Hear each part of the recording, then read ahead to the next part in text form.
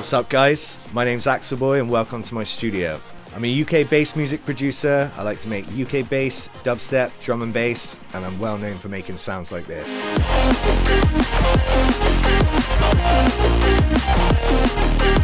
If you like those sorts of sounds, then you'll love this masterclass that I've created with DNB Academy. It takes you from start to finish on my creative process when making a DNB banger. The course is over 6 hours long and I'll be using Logic Pro X. I'll be covering sound design, bassline creation, composition and arrangement, and advanced synthesis using Serum. I'll also be covering mixing and mastering to show you how to get that loud and precise Axelboy sound. This course includes the Logic profile with all of the samples and all of the presets so you can dive straight in and get creative. It's been really great to share this with you and I hope you guys enjoy the course.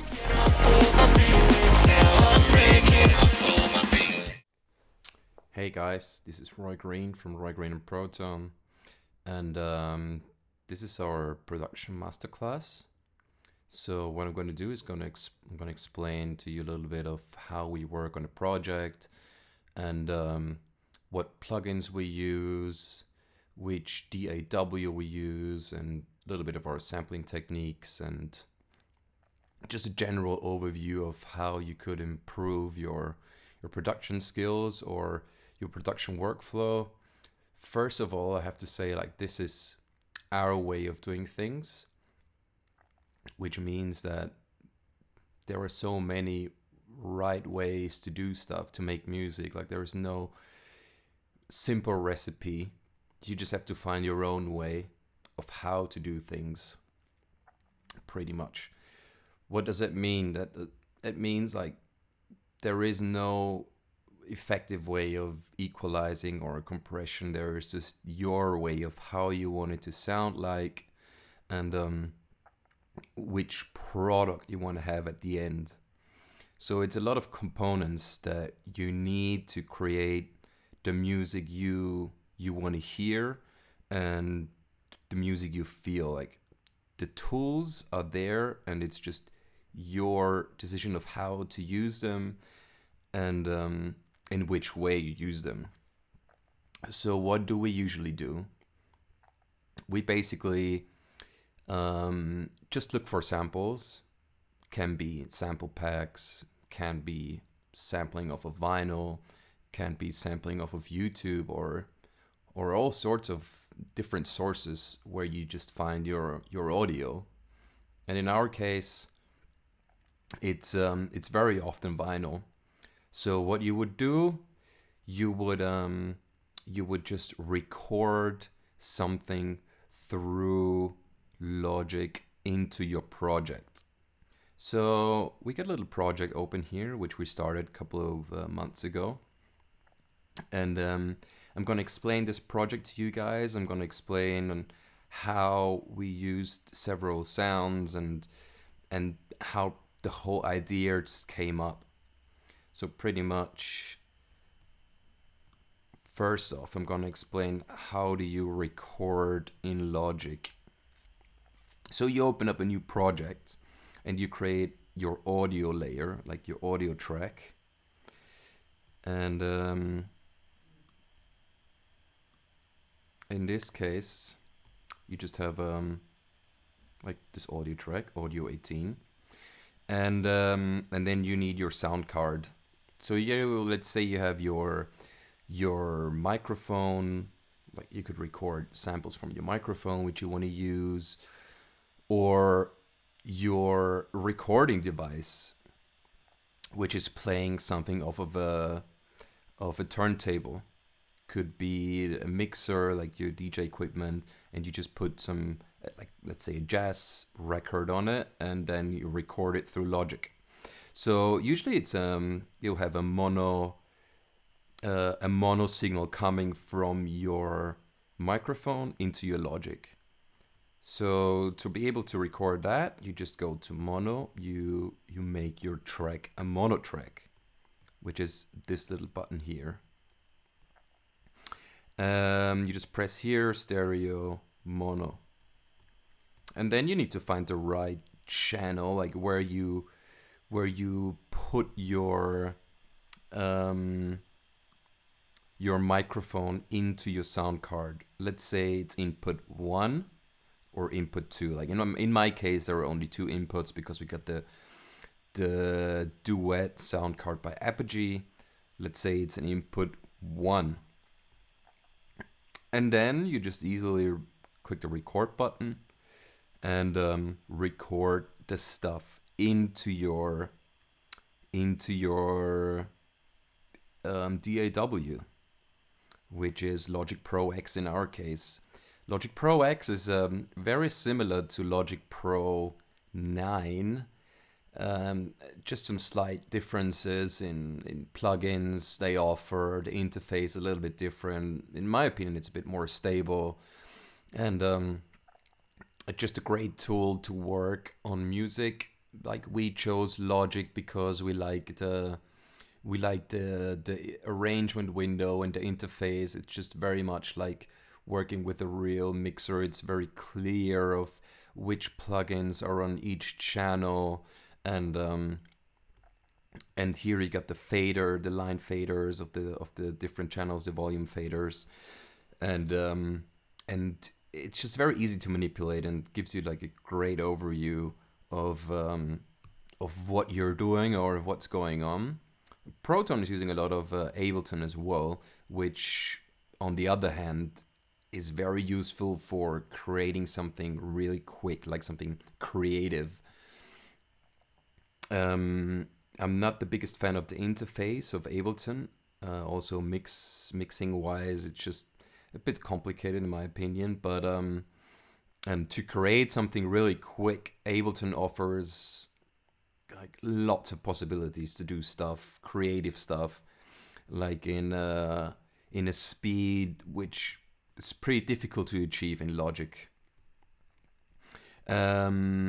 So here in Logic Pro X, we recorded the samples, and what we did, we put a lot of those samples into the EXS24, which is the main sampler of Logic, which we like to use a lot. And for example, if you have like an audio layer here, excuse me,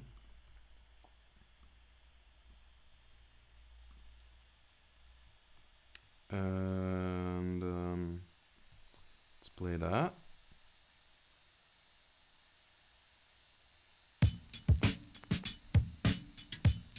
So you hear this is a breakbeat, and for example, what you can do is you go into the sample and you chop the samples individually. Here you can choose which tool you want to have on the left mouse button, and here you can choose what you want to have on the right mouse button. So in my case, this is the scissors tool on the right one, and then I cut into the sample, and then I got one sample chop, and then I got second sample chop, third sample chop, fourth sample chop. Maybe one thing you should be aware of is don't cut into the sample too directly, like give it a little bit of space to breathe. A normal drum hit also just doesn't start like from 1 second to the other, and therefore you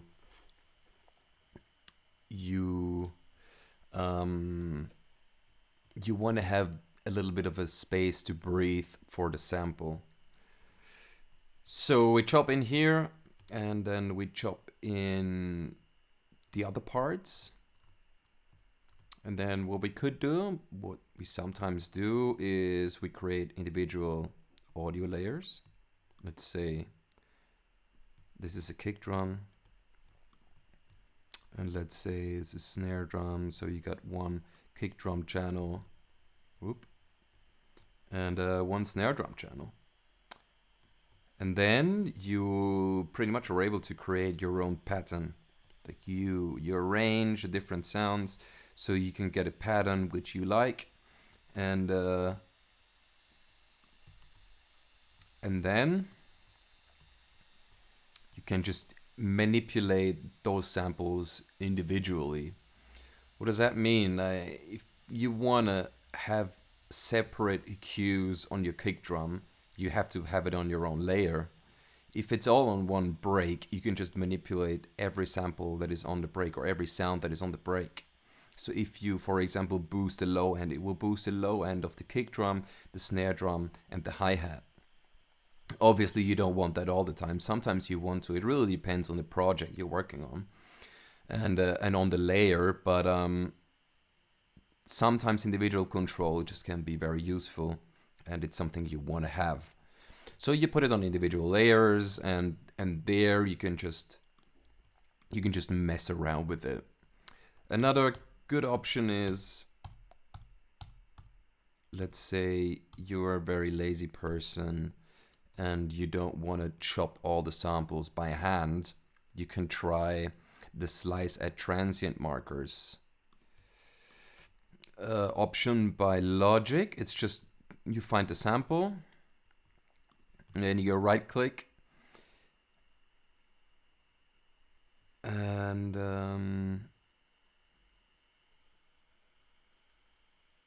give me 1 second.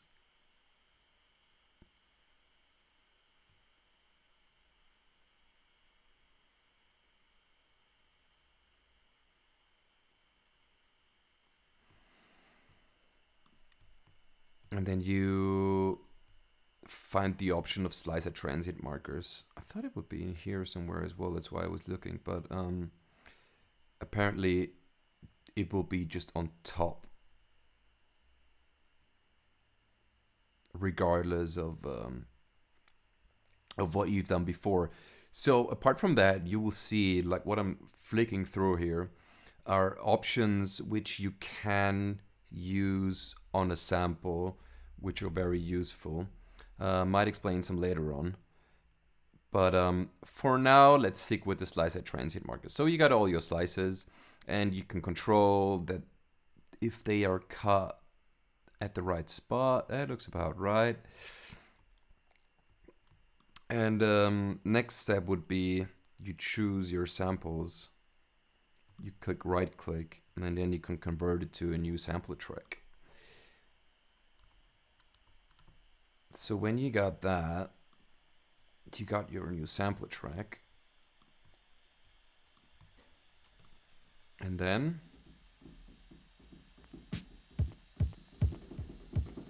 you got them on your keyboard. So if you want to play by hand, if you want to create your own swing, if you want to create, let's say a hip hop beat, for example, where you just need a little bit of a swing and you want to play it yourself, you can just play it by keyboard, record it, and it doesn't have to be perfectly on time. You want to have a little bit of a swing, so you just play it in the keyboard, and then you have it in your computer as a MIDI track. And here you can still manipulate the MIDI signal. So if you want to have like a different sample, you just click Alt and up, and then you can, or down, and then you can just move the sound to where you want to have it to be. Another useful thing to do is Alt and then uppercase and then go up, so you can move it an octave. It's sometimes very easy, like quick, if you want to just check out how it would sound in a different octave. So Alt, uppercase, and then up arrow or down arrow.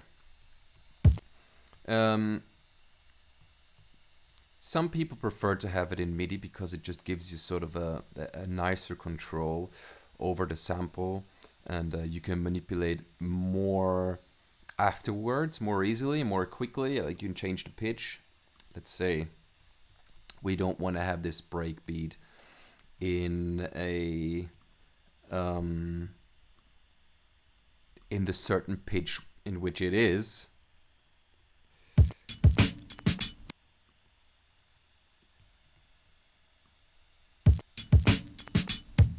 So here you could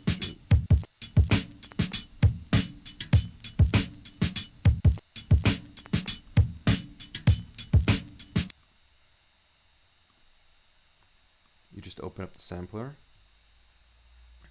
What I changed was the voices. What does that mean? So if you have more than one voice, it means that the sampler, you allow the sampler to play several samples at the same time. So for example, if you want to play chord, you would need several voices to be able to create this chord. If you just have one chord, like it's mainly what you want to have, for example, if you play a bass. Because if you have basses overlapping, it can lead to a lot of issues frequency-wise. And sometimes it can be very troublesome if you have your mix down and then all of a sudden you have this big peak and you don't know what's going on. So it's worthwhile checking the voices. Is your bass on one voice? And do I want that? Another option is if you have a bass and you want two voices to create sort of a wobble sound. Therefore, you would need two voices because you just place, let's say, a bass note on C, and then you place a MIDI note on an octave higher. So they play at the same time, and played together, they will create a sort of a wobbly sound, which can be sometimes very funky and interesting if you're after that sort of sound. This would be one option to do it. But in our case, maybe the breakbeat will have several voices. We don't need to play around with that too much right now. But let's say the break is in that pitch, we want to have it higher, so we can easily just tune it up and or tune it down. As you can hear, when you tune it down, it will become more bassy. It will become more lo-fi sort of sounding. If you want to have more crisp end at the top, and you want to have more the higher sounds coming through in your break, you will just pitch it higher a little bit. Another useful thing is the cutoff. You turn it on here, and then you can sort of like filter it down and up. If that's something you want to do, there's another option where you can turn a drive on or a fat mode. It's just different things which you can manipulate when using the AXS sampler. So that's one step. We created our little groove here. Let's go through what we had here. So here we have a hi-hat.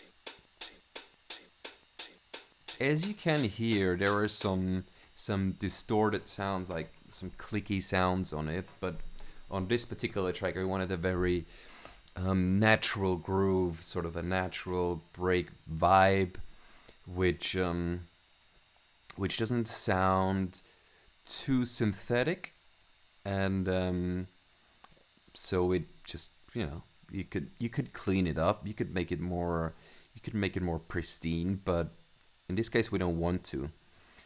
We gave it a little bit of a low cut, and we gave it a high cut as well. Let me explain something about the Pro Q, which we are using here. It's one of the equalizers of our choice to use regularly on a bass. It doesn't need a lot of CPU power. It shows you the analyzer, which gives you sort of a good idea of how the sample looks like where are the peaks, is there something going on in the mid frequencies, is there only something going on in the high frequencies, is there a little spike. So you can just look at the sample. The analyzer is down here, and you get a brief idea of what's going on. To create or to work with the Pro Q2, you just choose this line here You double click in it, for example, for a low cut, if you go on the left end for a low cut, and if you go to the right end for a high cut. So you can just move it around, move it to the left, to the right, and then have, you know, the amount of a cut that you want. If you want to have it steeper, you can go here, you can click here. Like if you want to have a really tight cut, you can just go to 72 dB. If you want to have it more smooth, you know, when it doesn't matter if there were a little bit of low frequencies on this track, or if you maybe even want to have that, you just make it a bit more subtle, like that. What else? A very useful tool, like for example on hi-hats or sharp sounds, where you will have sort of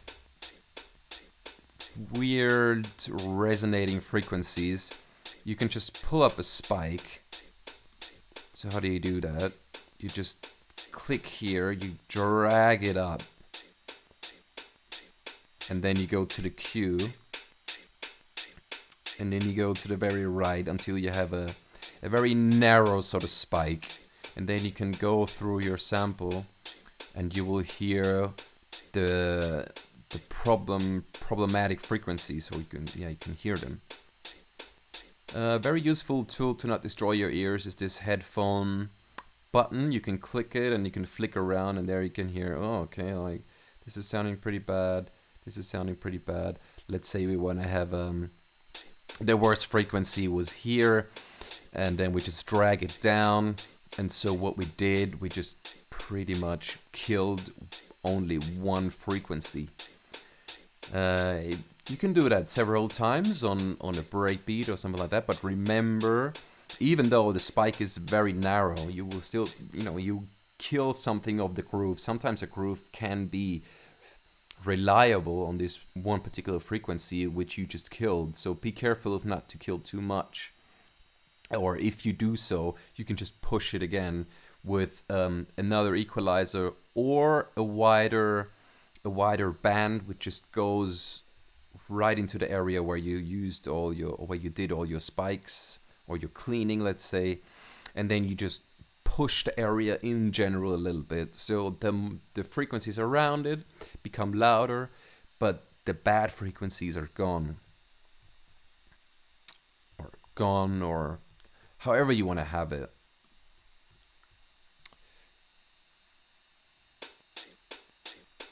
So this is the hi-hat, and another very useful thing which I can totally recommend, especially at the end. Some people don't do it. If they got the control, that's alright, but for me, naming the tracks is very important. Obviously I didn't do it on all of them here, but definitely on some of them. So let's say this is the hi-hat, the hat high. Let's see. So we got this little hi-hat line. What's happening here? So we got, again, the EXS, like what we did before. We just put some samples into the sampler, and then we just, play the pattern. And this pattern is getting played by the sampler. And at some point we were happy with it, and so that's what came out. Again, equalizer, looking very similar. One little peak here, one little cleaning, one little spike that's going down. Cut off the low frequencies. I don't know. We don't want too many on the hi-hats. Again, if your track is sort of minimal, you don't want to low cut the hi-hat too much, because it can also give it a good vibe. If you don't have a lot of interference with other samples, it might be useful to just listen carefully and decide, maybe I want to just cut it up to 120, where really the bad low end is cut, but I still got that sort of low sound, which makes it more interesting at the end. It all depends on the track a little bit, so you need to adjust what you've learned and apply it accordingly. Right. right. So next one, heads open. Oh, I forgot something here. We got the compressor, and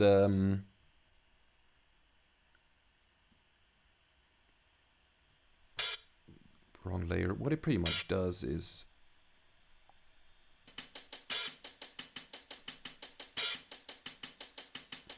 just giving it a little bit of a compression, so that we take away some of the spikes. It's not doing too much. It's only like 1.5, 2 dB, so very slightly. Sometimes more gentle cuts are nicer than or like compressions than a major compression. Maybe sometimes if you add like 2 or 3 compressors in a row or on different buses, the product at the end might be more what you're looking for if you always just have 1.5 or 2 dB gain reduction. Yeah,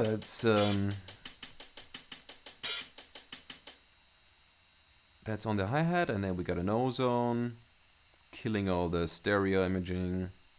No exciter here. Sometimes very useful thing as well. Very old ozone. Ozone 5. It's doing nothing. Oh. Well, creating a little bit of stereo again. Maybe there was some weird stereo thing going on, so we made it mono, and then we sort of like just tried to push it up again a little bit, so it feels like it has more room to it rather than it's being too monoized. Next layer, open hi-hat, same thing.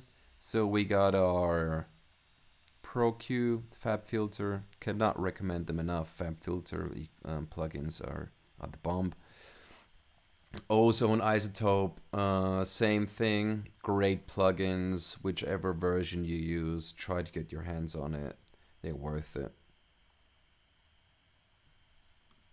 All right.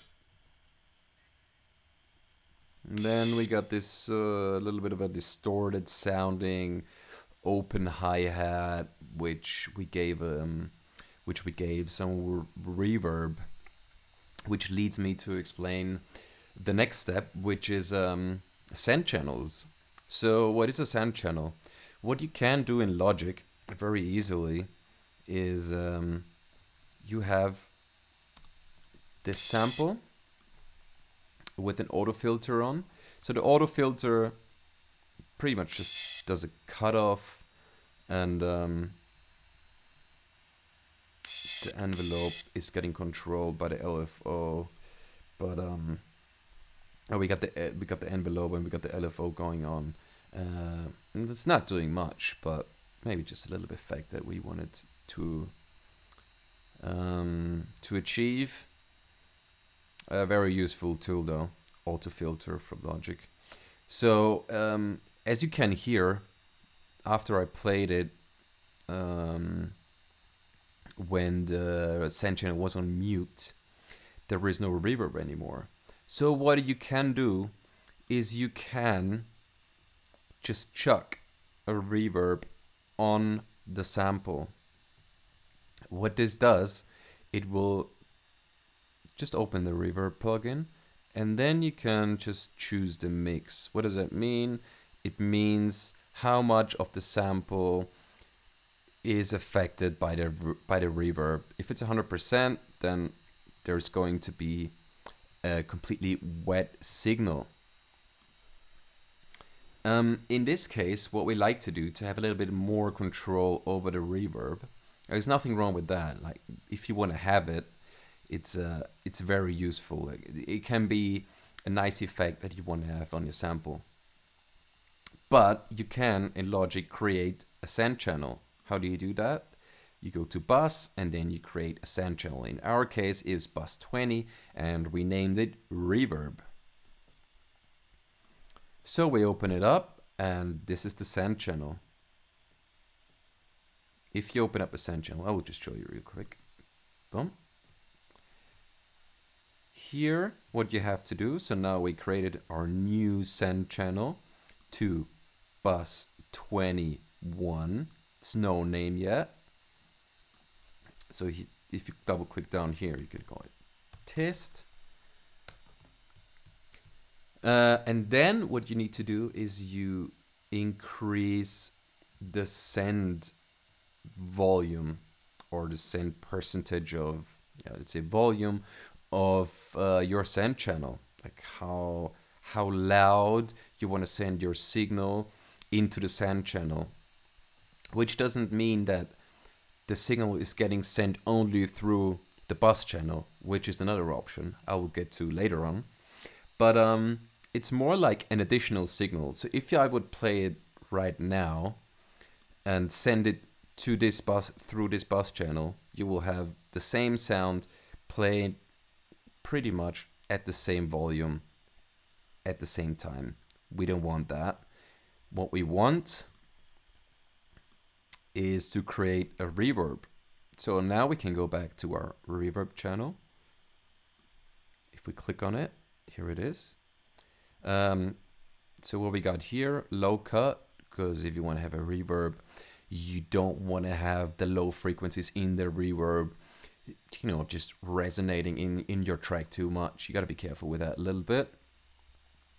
Again, at certain times, it might be what you want, but you have to be very well aware of what you're doing.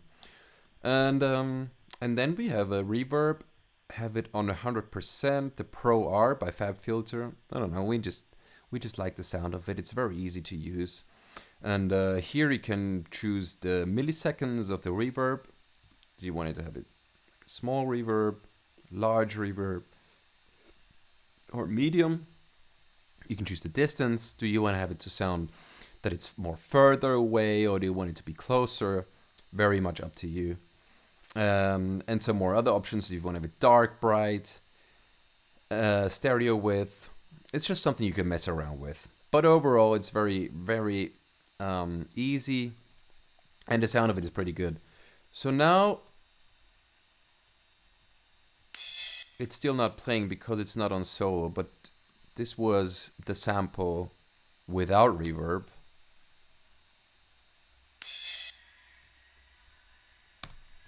And then it was with reverb. What you can hear is that we also are sending some other signals into this channel.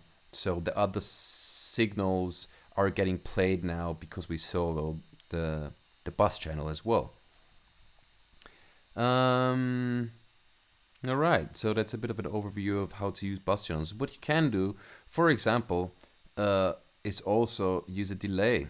Go to tape delay, and then it automatically turns the dry signal to 0. And then you can just, choose your wet signal. Go give it a little bit of a low cut maybe. And then you have control over the delay very much like it's your own sample. You can do whatever you want without messing with the original. So sometimes it's just very handy to do it, and I don't know, we use it quite a lot, and I think you should use it too, because it's just a very powerful tool. Great.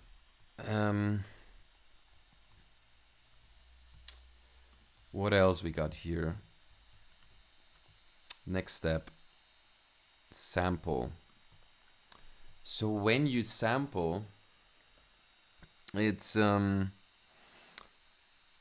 bit of a tricky situation because there are just so many options to choose from.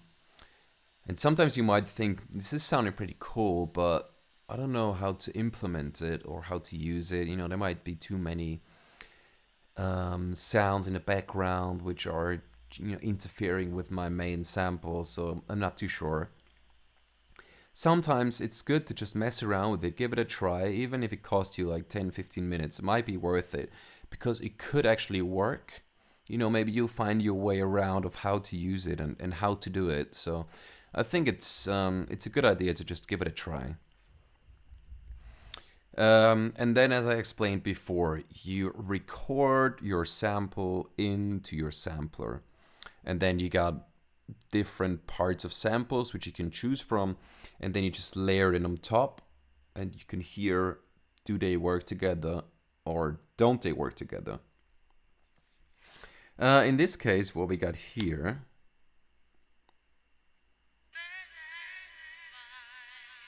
we got this sort of dreamy murder vocal thingy with a slight pad in the background, and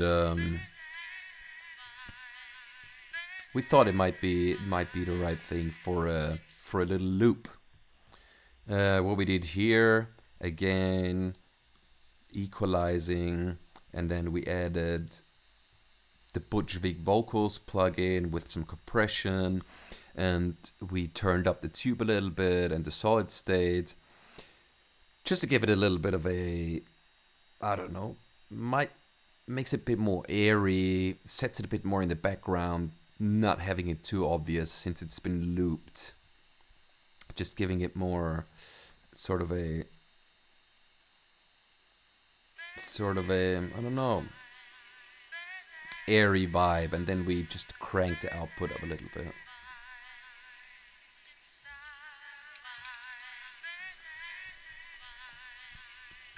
Next thing, tape delay, explained before. A little bit of a feedback, 73% feedback, 100% dry, just a gentle wet signal.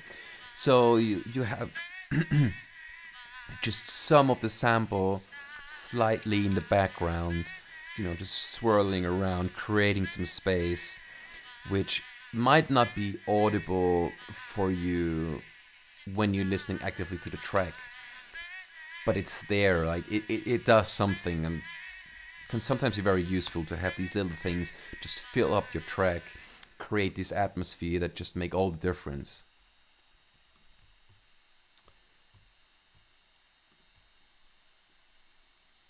Next up, jungle sounds.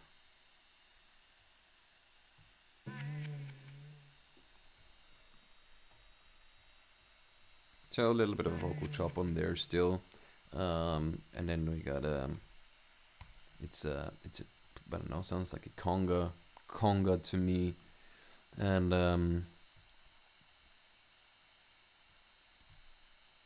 just comes in from time to time, giving it a little of some sort of variation to it. 2 times in 16 bars. So I guess that's very very simple, but it does something. What else we got here?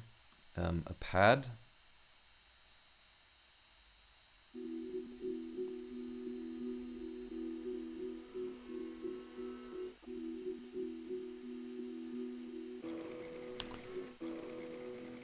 What you can see here is just a way of creating a pad which is not necessarily just been looped over and over again. What we rather did was creating several sounds, or just chopping into several sounds and creating a pad with those sounds. So if I would take this and we can have a listen to the sample as a whole.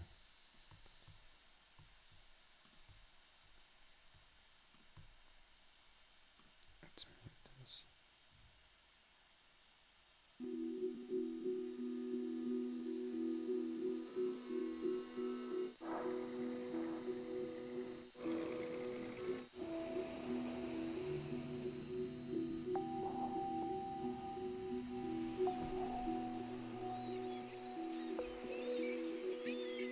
So as you can hear, very dreamy pad, different things happening in the background, some birds singing, seagulls being happy. You can hear the sea, and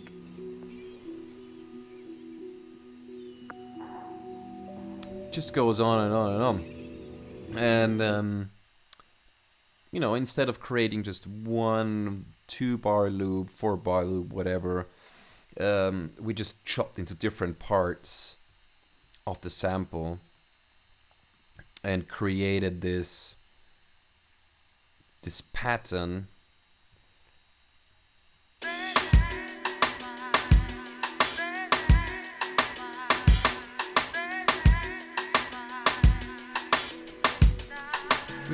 just works in the background.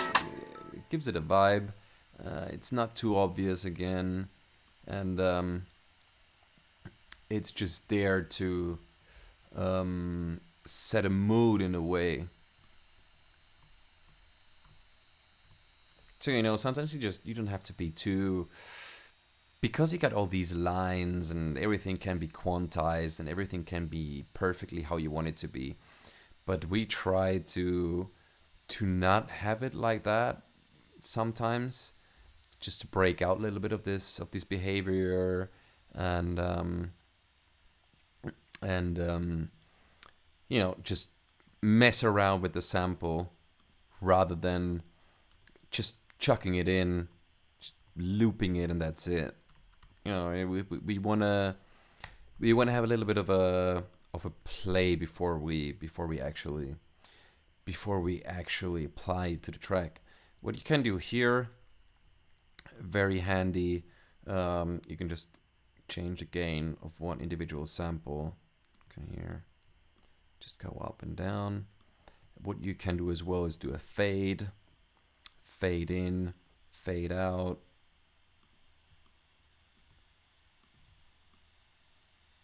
Speed up is a very interesting thing as well. So speed up and speed down is more or less speeding up the sample. Sounds a little bit like a,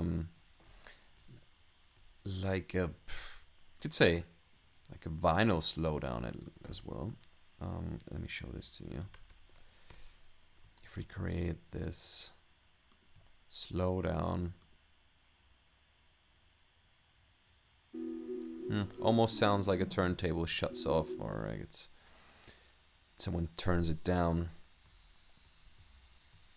Interesting. Not necessarily a fade you want to use all the time, but it might be an interesting effect you want to have on in your track. And here you can do a crossfade if you wanted to. You know, sometimes it just sounds better if you have a crossfade than two individual fades, so it is a bit more smooth, like with obvious samples where it's audible that you're doing something weird to it with the fades. Maybe just try a crossfade, and as you can see, it will change into a crossfade. But in our case, we want the fade out. Another thing we often use is the delay option. So what does it do? The delay option moves the sample to the right or to the left, like moving it a few milliseconds to the right or to the left. As I said before, if you don't want to have the perfectly quantized sample, you can do that to just play around with the positioning of your sample. Let's say you want to move one hi-hat a couple of ticks to the right. You just click on the sample or on the layer, let's say, and then you go on delay, and then you say like 4 ticks, and then you listen to it, and then you see whether or not it's something you want to have. Very useful though, can only recommend it, especially if you don't want to have too many transients over each other. It's very helpful to have this tool, because if you just move it a little bit to the right, like the impact of the transients might not be as intense as you want them.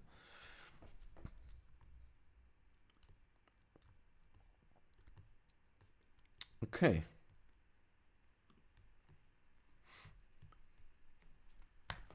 So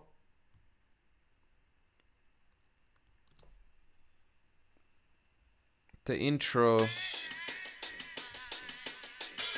pretty much the hi-hat line, the vocals, the conga sound, pad coming in, faded in with an automation, which is a very important thing as well. So if you want to automate one of your samples, you just click A, and then you enter the automation mode. So here you can choose what you want to automate. In our case, sometimes it can be a bit of a pain to just automate the volume of logic if you still are in the process of creating this, the whole layout. Just does weird things. So often we just go into the Pro Queue. If you want to have an audio automation and take the output level, it's just much safer, and I can only recommend it to you guys to just choose a different plugin if it has an output knob or an output level, and just mess around with that. And then you can it's just a simple fade in, click in, create the fade points, or like the automation points, and then you can create your own curve of how you want it to be. So let's continue.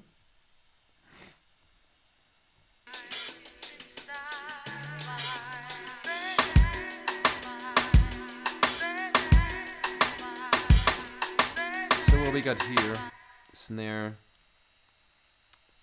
again, EXS,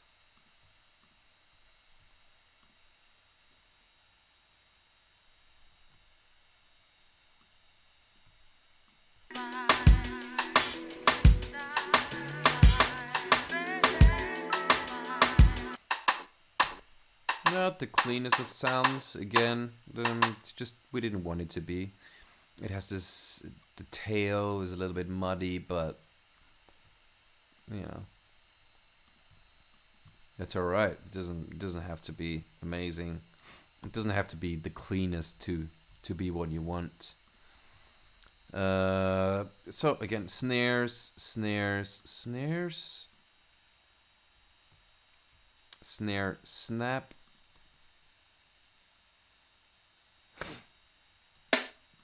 and another snare,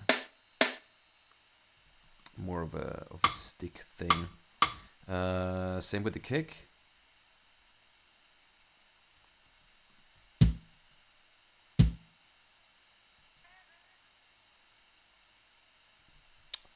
Bit of a punchy kick, bit of a low end kick, and even a lower kick.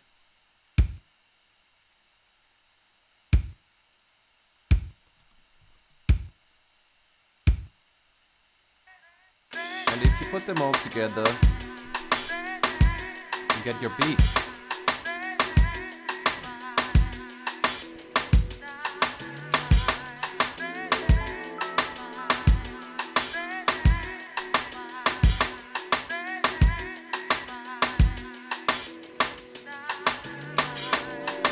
Pattern changing, which is just very easy when you do it with the MIDI, because it just makes it so much more visible of what's going on, and so much easier to mess around with it and change it up. And I can definitely recommend it. Just try it out. Like, Logic is making it very easy for you with the right click option to create the new sampler instrument. It's just great, and you will have a lot of fun just playing around with it. You can save your EXS instrument, by the way, and just use it in other samples. You could do it there. All right, let's say you do it there, or you save the instrument as, and then you just type in a name, and then you can use it in a different project, which can be very helpful, considering that finding samples often takes a lot of time, and you just want to get it going. You just want to get an idea going, and instead of just messing around too much and losing time, losing motivation of what to do. Maybe sometimes it's even easier to just drag in a break and mess around with the break, find your melody, or the melody you want to have, and then you add a break or another break, a kick, snare, your beats, whatever you're looking for, and yeah, and then you reach the product you wanted to have.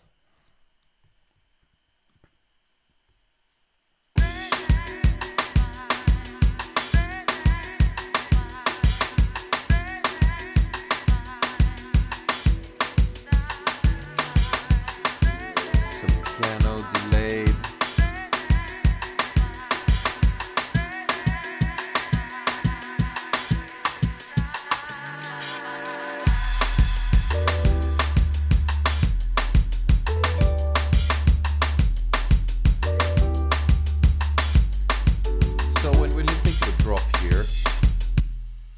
Pretty much most of what's happening in the intro is explained. We got another piano delay here, which comes in from time to time, taken off this piano sample which we got.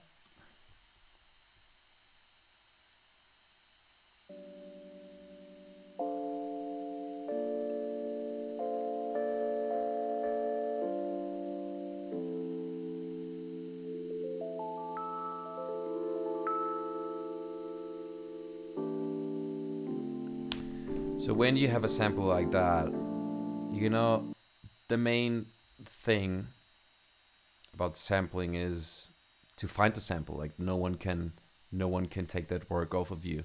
So if you want to, you know, sample, like, I don't know, let's say you want to have your track sound like someone particular, then you just have to find the samples that the person likes, and you know, and just look for the right sounds. If you have this piano sample, for example, you just pick whatever you like. You could easily just chop out more things and create a new pattern with delayed sounds, like create sort of a wide spaced intro with pianos coming in here and there and more of a moody vibe. It's really up to you of how you want to use your sample.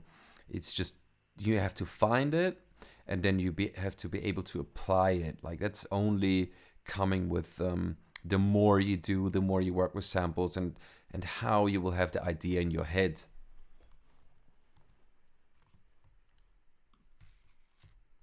There we go. And then the drop. We have another very useful plugin, which I cannot recommend enough. It's the Spectrasonics Trillion. We use it pretty much on most of our tracks, just due to the fact that the sound of it is it has a very thick sound, and you can just choose from a lot of different instruments. You can go into bass instruments or synth bass sounds or arpeggiated sounds. Like, it has a lot of possibilities to choose from, which makes it just great. Let's say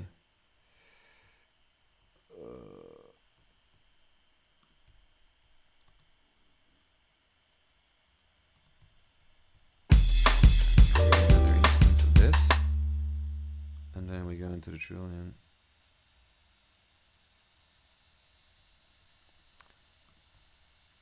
And then we have a bass instrument, let's say this one. So here you can see it loading.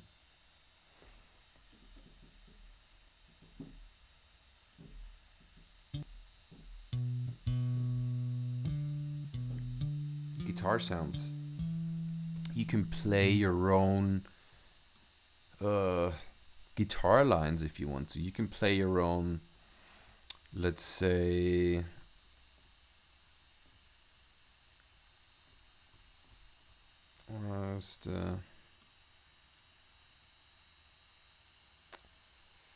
Trillion. So many to choose from, and they all sound really, really nice. bass acoustic, upright, AC1, loading.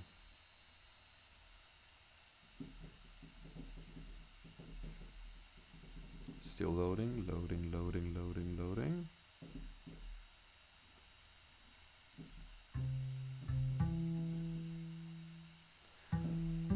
As you can see, like the quality is really good. A lot of cool sounds to choose from, and not only can you make a bass line off of it, but also you can just create your own melodies and just create your own vibe around a sample you already chose. So it's a very useful tool. And not only can I recommend the Trillium, but also the other Spectrasonics plugins. We also have the Keyscape, which is a keyboard software. More or less, it just imitates keyboards.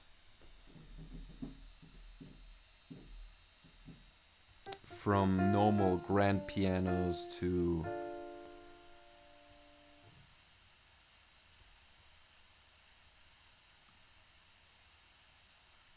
nope, won't let me load that. To Rhodes.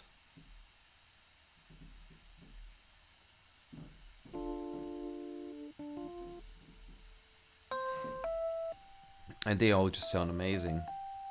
So it's just a lot of, keyboards which you can choose from, and they all just very strong samples, and they put a lot of effort into sampling them the right way. And then another one is the Omnisphere, which is more or less very good for creating pads and like arpeggiated sounds, different layers for like, I don't know how to say it, sort of like landscape layers, or this amazing electro sound here.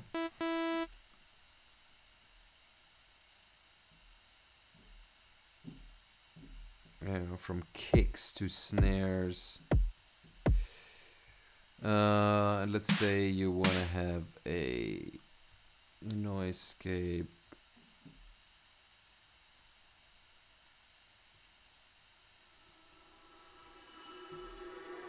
And here you can still mess around of how the sample should sound like and what you want to have in the sample.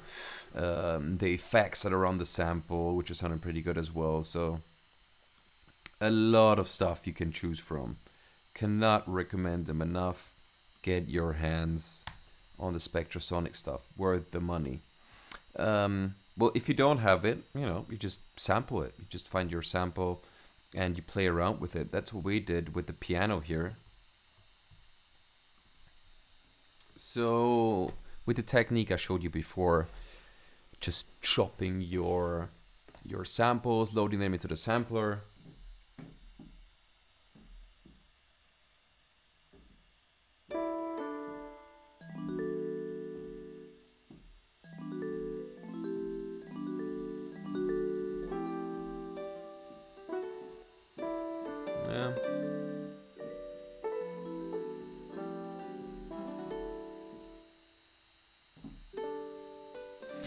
And so what do?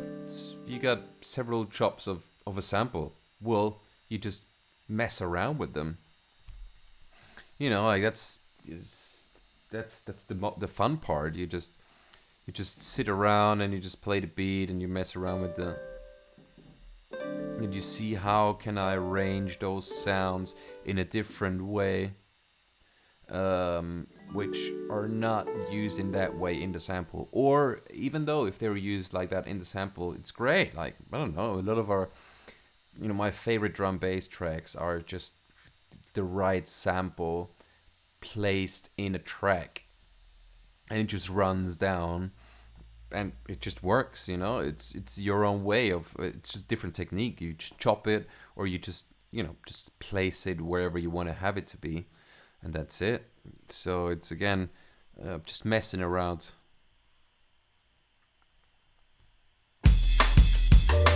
This again going to the reverb channel.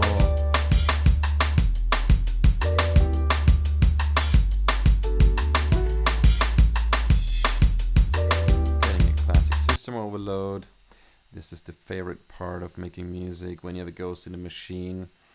Can also just recommend save your project, guys. It's very important to save them very often.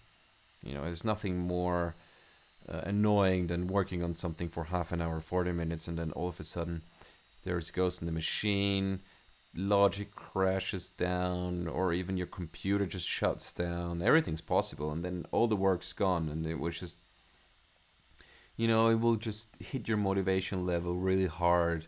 So you don't want that. Just be prepared, save your projects, and you can live a happy life in your studio. Here we have the jungle sound again. I was looking for something like this. Another option to, you know, you just reverse the sample. You just double click, and then you go to File, and then you click, Functions, and Reverse. So what you can do here is create another fade in or another fade out. Basically, is the function we use is reverse. And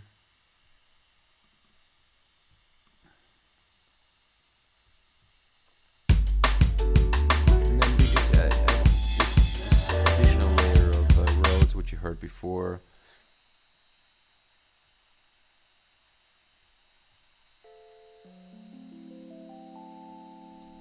Yeah, it just sort of happens. And they work together really well. So if you hear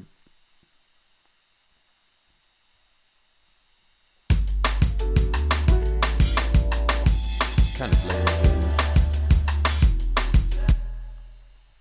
in, and then a vocal pad comes in.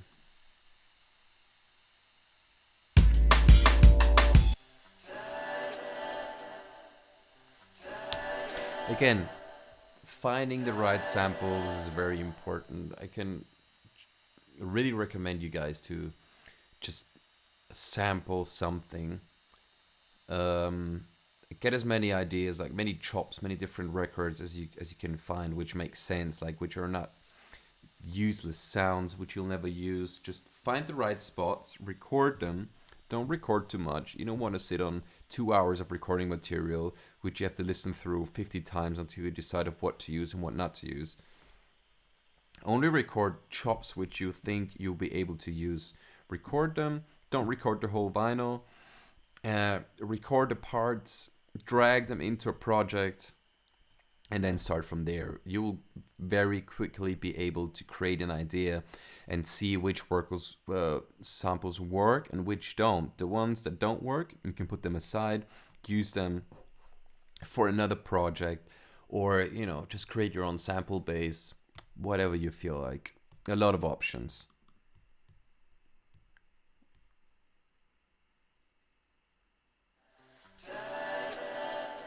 Just a simple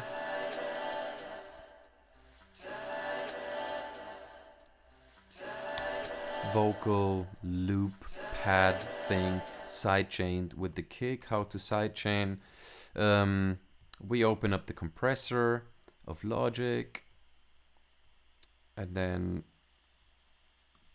we go to sidechain and choose kick or whatever instrument or audio sample we want to use. Different types of compressors you can choose from, and they all behave differently. Just, you know, how you want to have your compression. Don't want to get too technical here. And then the pad comes in again.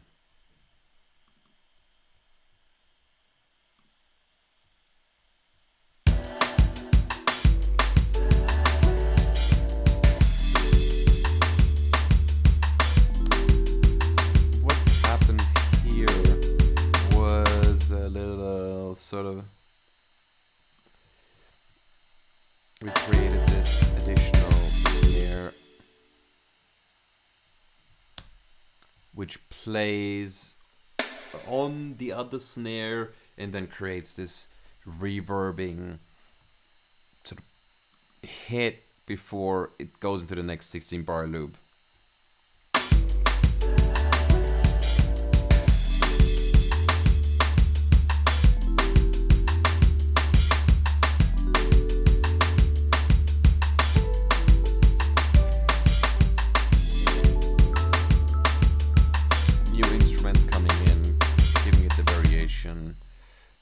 That it needs, and then murder vocals coming in again.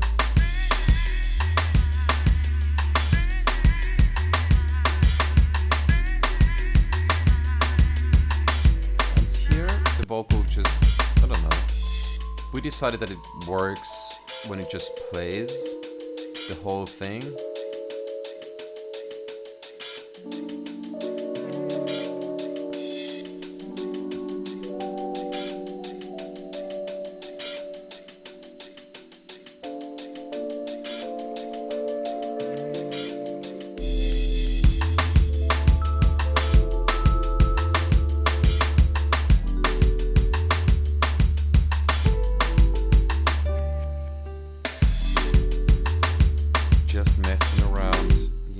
Have to try and see where it goes. Like that's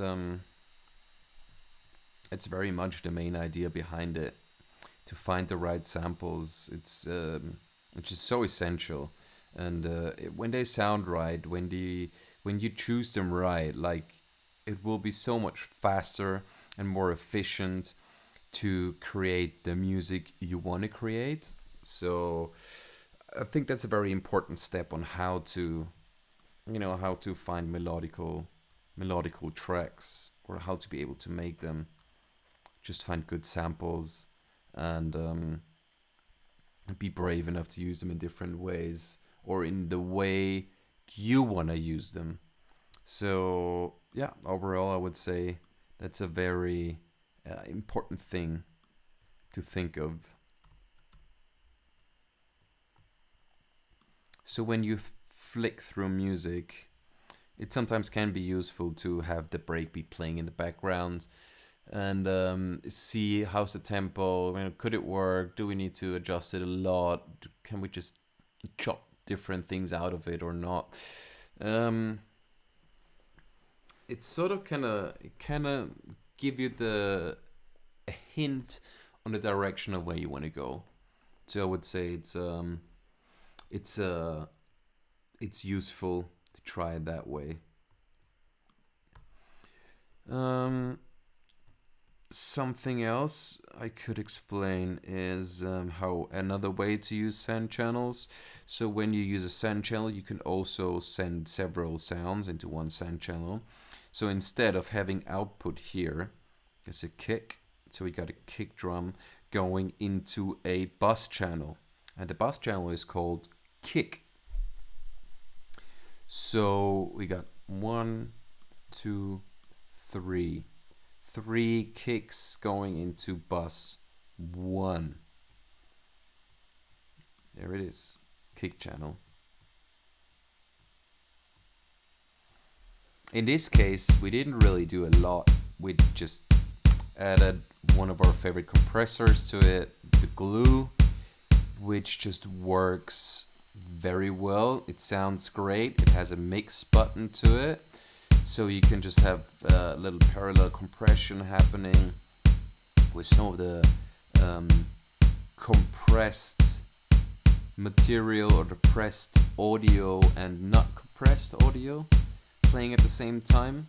So you have a lot of control over the sound, which can be very helpful. Sort of just glue it together. Maybe that's the idea of where they got their name from.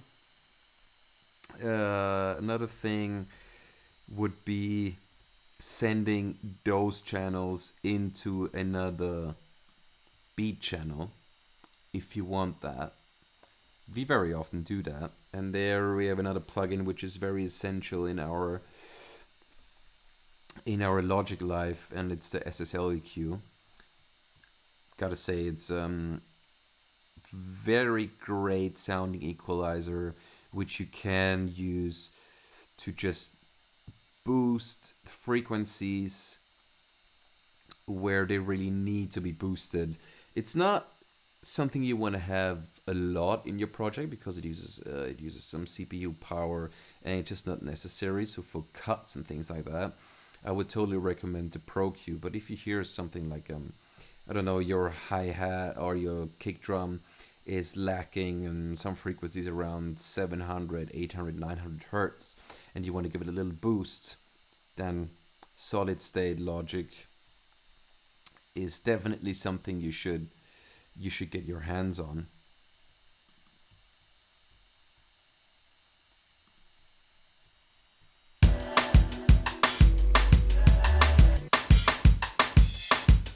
As you can hear, it just doesn't sound too grimy overall. It's just a nice little push of the frequencies. You can choose how steep your curve has to be, like how steep you want your curve to be, and it's separated into 1, 2, 3, 4 frequency bands, and the high pass. So this is a very, like, it's not a very steep curve for the high pass, but if you would just want to cut off the lowest frequencies, you can certainly use that. Low frequencies, low mid frequencies, high mid frequencies, and high frequencies. Always the knob where you can choose your frequency, where you want to have the EQ hitting, and then the level of how much you want to boost that frequency, and then how steep you want to have your curve. Next up, also very nice, Kramer tape machine. Just gives just beefs it up. Definitely gives it more compression, takes away some of the harsh high frequencies, and just overall creates a very, I don't know, I like the softness to it, but the punch at the same time. It's you gotta be careful though. Very, very quickly you enter a realm of distortion you don't want to be in, and therefore be careful. But it's very rewarding, and then just a little bit of excitement. I really like to say a little bit, I just realized, but I mean, you must have figured that out by now. And a L1 limiter, also by waves, just limiting the whole thing a little bit. Not too much. Maximum around 3 dB -3, so that's about alright. And yeah, that's pretty much how you create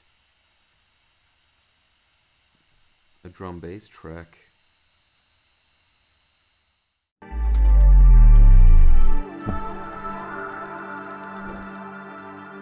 Yo, we're Galaxy and we're a drum and bass duo from the UK. Have been for 9 years and we've been signed to Roygreen Audio since 2017.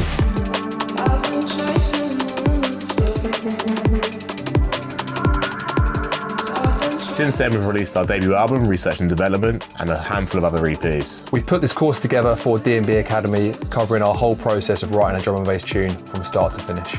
So we give you an insight into our process and specifics of drum production, sound design, melodic ideas, and sources of inspiration, including some samples as well. And ending with a mixing and mastering session to get your tunes ready for release and to play out in the clubs. This is Galaxy, and you're watching our drum and bass masterclass for DNB Academy.